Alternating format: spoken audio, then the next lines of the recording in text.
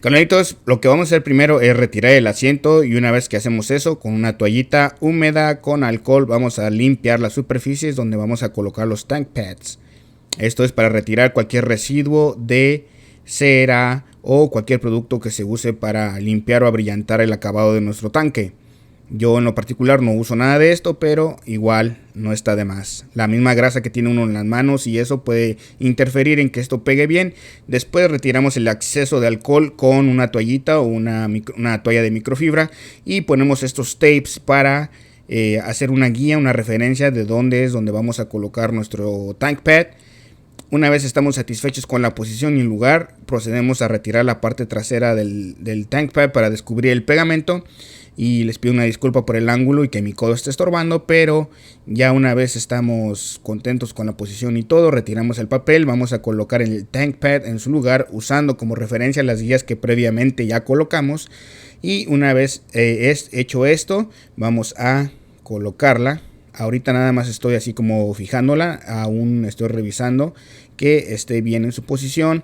Una vez estoy satisfecho, retiro las guías y procedo a asegurarme de que el tank pad esté bien pegado, especialmente lo que es el borde, porque por ahí si hay una pequeña imperfección es por donde se puede empezar a filtrar el agua y la tierra y comenzar un proceso de deterioro del pegamento y que haga que eventualmente el tank pad se despega y se empiece a desprender, valga la redundancia. Y así es que con la mano me aseguro de que esté bien pegado. Como pueden ver, ya coloqué el asiento y el tank pad sirve como protección el tanque y el asiento para que no haya un roce y un daño del tanque. Una vez que realizamos este proceso y estamos satisfechos con cómo se ve, vamos a hacer lo mismo en la parte lateral del tanque. La parte lateral del tanque son dos partes del tank pad. O sea, no viene un solo tank pad grande, sino que son dos partes para cada lado. Igual limpiamos el tanque con una toallita húmeda con alcohol y después usamos una servilleta para limpiar el exceso de alcohol y cualquier otro tipo de imperfección o suciedad que haya.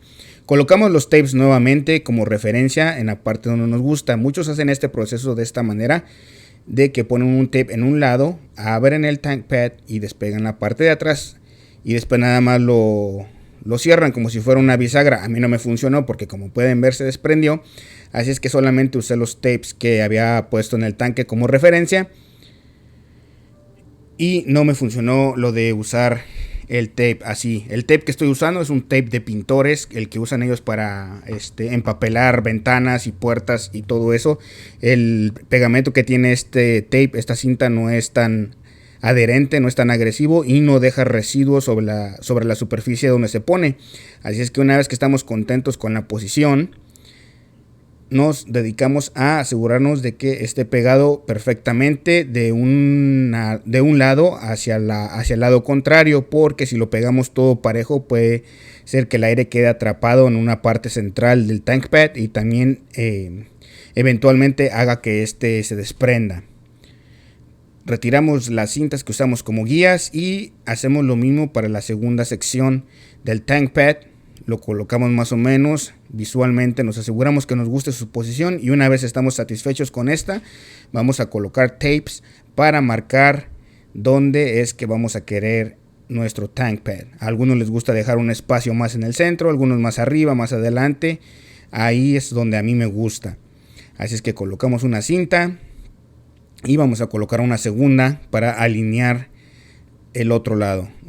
Una vez que estamos satisfechos con la cinta, vamos a desprender la parte de atrás de papel que está en el tank pad para pegarlo en la posición que ya hemos elegido. Nos aseguramos de centrarlo bien y de asegurarnos de que las cintas que estamos usando como referencia estén bien colocadas, porque si no están bien colocadas pues no sirve de nada.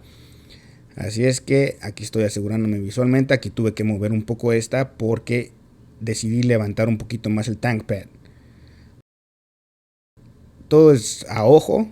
Ahí está, coloco la cinta perfectamente bien, alineo el borde de la cinta con el borde del tank pad para que me sirva como referencia una vez que esté listo para pegarla. Este paso es muy importante, ya que es lo que hace que visualmente se vea bien y derecho y asimétrico.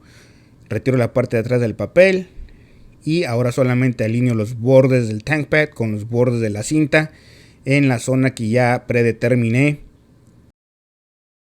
Este pegamento que tienen los TankPads les permite equivocarse. Hay unos que una vez que lo colocas ya lo pegaste, ya te chingaste.